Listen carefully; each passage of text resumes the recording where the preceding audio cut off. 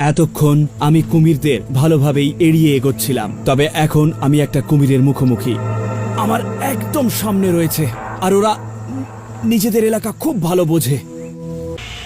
আপনি কি এখনো আর ওদের কাছে যেতে চান? ওরা ভালোই নিজের এলাকা বোঝে। অন্তত 3 মিটার দূরত্বে থাকতে হবে, আর আমার মনে হয় খুব কাছাকাছি চলে এসেছি, তাই আস্তে আস্তে পিছিয়ে যেতে হবে। কুমিররা খুব কম দূরত্বে প্রায় ঘন্টায় 48 কিলোমিটারের গতিবেগে ছুটতে পারে, মানে আমার চেয়েও জোরে। বেশি শব্দ করলে আরও পিছিয়ে যান, তাহলে ওরা আপনাকে আক্রমণ করতে পারবে না। একটা কুমির যখন দেখেছি, তার মানে আরও থাকতে পারে। এই জায়গাটা একবার দেখো। দেখুন, এটা একটা পুরনো কুমিরের বাসা, আর এই ঢালু জায়গাটা দেখতে পাচ্ছেন? এখান দিয়ে মারা ভেতরে আসে, আর ওরা আসলে যেটা করে, এর ভেতরেই ওরা ডিম পাড়ে। তাও প্রায় 30 থেকে 40টা মতো ডিম ওরা একসাথে পাড়ে। তার মধ্যে প্রায় অর্ধেক ডিম ফুটে বাচ্চা হয়। ওরা এখানে থাকলে আমি কোনোভাবেই এত কাছে আসতাম না। তারপরেই আমি আরও একটা জিনিস লক্ষ্য করলাম।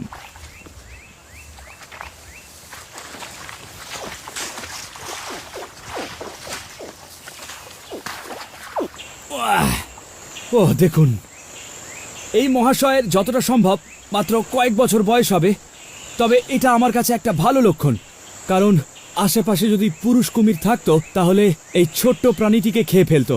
তার মানে সামনে কিংবা কাছাকাছি কোনো বড় কুমির নেই, আর এরা মাত্র 1 বছর বয়স পর্যন্ত মায়ের কাছেই থাকে। ওয়াও, বাপরে, এ তো দেখছি শুধুই মাসল। ওর গায়ে যে কতটা জোর সেটা ভালোই টের পাচ্ছি। আর এইভাবে ধরে আমি কল্পনাও করতে পারছি যে একটা বড় কুমিরের কত শক্তি হতে পারে, যেগুলো প্রায় 100 গুণ বড়। দেখে অবাক হয়ে যাচ্ছি। ওর দাঁতগুলো দেখুন, একেবারে ঘুরের মতো ধারালো। ওকে, এবার আমি ওকে ছেড়ে দিয়ে এগিয়ে যাব। আচ্ছা, একটু পিছিয়ে যাও তোমরা। এই ছোট্ট প্রাণীটি এবার নিরাপদ, কিন্তু দুঃখের ব্যাপারটা, এটা খেতে খুব সুস্বাদু। পশ্চিমে যেতে হলে আমায় নিরাপদ জায়গা দিয়ে নদীটি সাঁতরে পার হতে হবে। এই জায়গাটা দিয়ে পার হওয়ার চেষ্টা করাটাই ভালো, কারণ নদীটা এখানে প্রচণ্ড সরু হয়ে গেছে, আর চারপাশটা বেশ স্পষ্ট দেখা যাচ্ছে। কিন্তু আমি এখানেই থাকবো, আর কিছুক্ষণ ব্যাপারটায় নজর রাখবো, কারণ কুমিররা এই জলের নিচেও থাকতে পারে, আর বড়গুলো প্রায় 45 মিনিট অবধি থাকে। তাই লক্ষ্য করছি কোনো রকম চোখ বা নড়াচড়া বা মাথা দেখা যায় কিনা। খুব গরম পড়লে কুমিররা গভীর জলে গিয়ে নিজেদের ঠান্ডা রাখে। এরা নিশ্চল হয়ে নদীর মধ্যে শুয়ে শুয়ে অপেক্ষা করে। যেই নদীতে কুমিররা থাকে সেই নদী পেরোনো সত্যিই কঠিন। কোনো উপায় না থাকলে তবেই নদীতে নামবেন, কিন্তু মেটিং সিজনে নামবেন না, কারণ সেই সময় পুরুষ কুমিররা সব থেকে বেশি অ্যাগ্রেসিভ হয়। 2006-এ 3 জন মহিলা 1 সপ্তাহে মারা যান। 2 জনকে কুমিররা পাড় থেকে টেনে নিয়ে যায়। ঝুঁকি কমানোর জন্য যা করা যায় আমি তাই করছি। ব্যাপারটা হলো, এখন মাঝ দুপুর, মানে ওরা এখন খাবে না, আর নদীর এই অংশটাই সব থেকে সরু। আর তাছাড়া আমি চারপাশে নজর রাখছি কোনো কিছু নড়াচড়া করছে কিনা। আমি 1 ঘন্টার চেয়েও বেশি সময় ধরে অপেক্ষা করছি। আমি নিশ্চিত যে আমি এখন নিরাপদ, তবে কুমিররা যে কোনো সময় সক্রিয় হতে পারে। তাই আমায় যত তাড়াতাড়ি সম্ভব এই জল থেকে উঠে পড়তে হবে।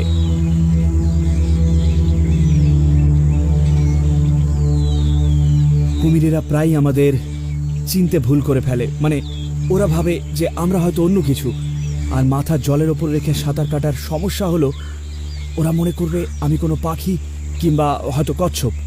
তাই আমি যেটা করব, আমি জলে ডুব দিয়ে যত তাড়াতাড়ি সম্ভব সাঁতরে পার হব, আর আওয়াজ না করে পার হতে হবে।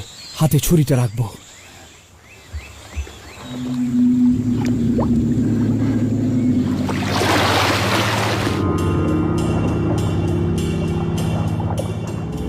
নিচে একেবারে কিছুই দেখা যাচ্ছে না, ফলে পথ হারানোর সম্ভাবনা অনেক বেশি।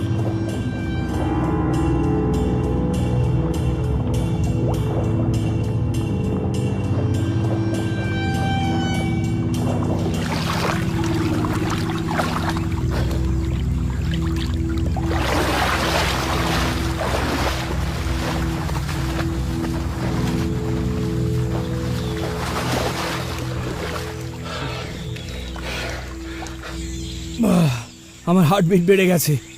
আমি সত্যি খুশি যে আমি পার করে ফেলেছি।